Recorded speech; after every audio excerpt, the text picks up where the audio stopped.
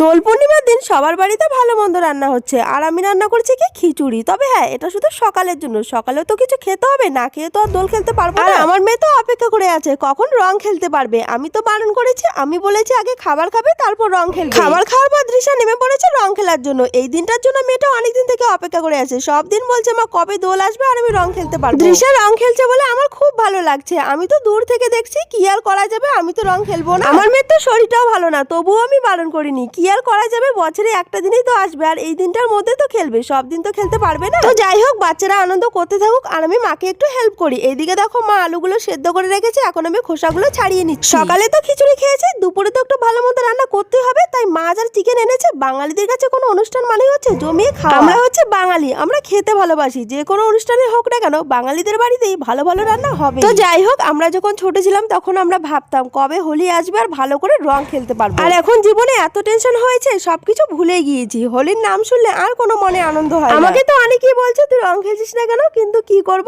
আমার তো রং খেলতে ভালো লাগছে না। যার জীবনের মধ্যেই কোনো রং নেই, সে উপর থেকে রং লাগিয়ে কি করবে। রং তো খেলার নাম নেই। আর এগুলো কি করছো পুরো, এ বাবা আবিরগুলো কি করে রেখেছে। যাও না স্নান করো। আমি পাগল? ভালো কথা বললে আমি পাগল হই? একদম লাগাবে না, একদম লাগাবে না।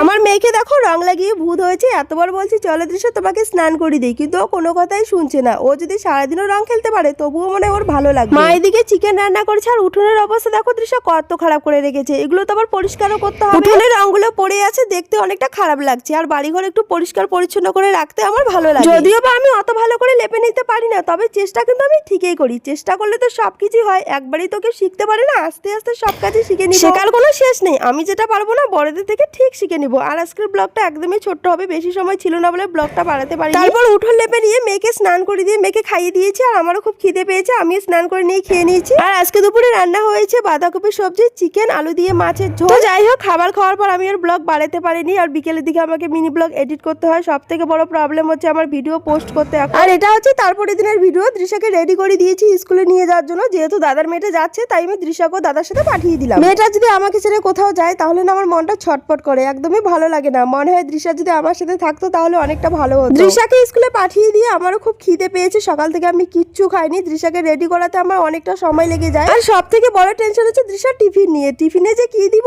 এটা নিয়ে আমাকে অনেকটা ভাবতে হয়। সব দিন তো একই রকম খাবার দিতে পারি না, প্রতিদিন আলাদা করে দিতে হয়। তারপর আমি বাড়িতে এসে একটু ভাত খেয়ে নিলাম। আমারও অনেকটা খিদে পেয়েছিল। তারপর অনেকগুলো বাসন ছিল, সেগুলো মেজে নিলাম। মাঝে মধ্যে মনটা অনেক খারাপ হয়ে যায়, তাই আমি কাজের নেশা থাকার চেষ্টা করি। কাজের নেশা থাকলে মন খারাপ হয় না, মনটা অনেকটা ভালো হয়ে যায়, আর কোনো টেনশনও মাথায় চলে আসে। তার জন্য আমি মাঝে মধ্যে ভাবি এমন অনেক মানুষ আছে যারা সারাক্ষণ হাসি খুশি থাকে, যাদের টেনশন থাকলেও কাউকে বুঝতে দেয় না। আমি কোনো তাদের মতো হতে পারি না। আমারও খুব ইচ্ছা করে তাদের মতো করে বাঁচতে। আসলে এত টেনশন দুঃখ আর না নিতে পারি না। আমার খুব ইচ্ছা করে একটু ভালোভাবে হাসতে। তো যাই হোক, যাদের কপালে যতটা হবার থাকবে ঠিক হবে। আমরা চাইলেও নিজেদের ভাগ্য বদলাতে পারবো না। একটু হয়তো ভালোভাবে বাঁচতে পারবো, কিন্তু ভাগ্য বদলাতে পারবো না। দৃশ্যা স্কুল থেকে আসার পর দেখো পুরো বিছানাটার অবস্থা খারাপ করে রেখেছে। বইগুলো খুলে বিছানায় রেখে দিয়েছে, আর কাপড়গুলো তো আমি এখানে এনে রেখেছি। যতদিন আমি এই কাপড়গুলো বিছানায় এনে রাখবো না ততদিন আমি গুছিয়েও রাখবো। আমার চোখের সামনে কাপড় অগোছালো হয়ে থাকলে আমার গুছিয়ে রাখতে ইচ্ছে করে, তাছাড়া আমি সব ভুলে যাই। মা তো আমাকে এই নিয়ে প্রায় গালি দেয়। আমি আগের থেকে এরকম পোশাকের যত্নটা একটু কম করি। পরে যাবো ঠিকই, কিন্তু নতুন কাপড় যেখানে সেখানে। আগে যখন বাবার বাড়িতে আসতাম তখন ঠিক এই কাজটাই করতাম, নতুন কাপড় যেখানে সেখানে ফেলে রাখতাম আর মা গুছিয়ে রাখতো। আর শ্বশুর বাড়িতে থাকলে প্রত্যেকটা মেয়ের এই কাজ করার এনার্জিটা অনেকটা বেড়ে যায়। ভিডিও এডিট করে আমার চুল মাথার অবস্থা খুবই খারাপ, কারণ আমি কম্বলের তলায় ঢুকে ভিডিওতে ভয়েস দিচ্ছি। আর পাশের ঘরে টিভি চলছে, তাই আমার ভয়েস দিতে একটু অসুবিধা হচ্ছে। বন্ধুরা, আজকের ব্লগটা এখানেই, দেখাবে অন্য একটা ব্লগে।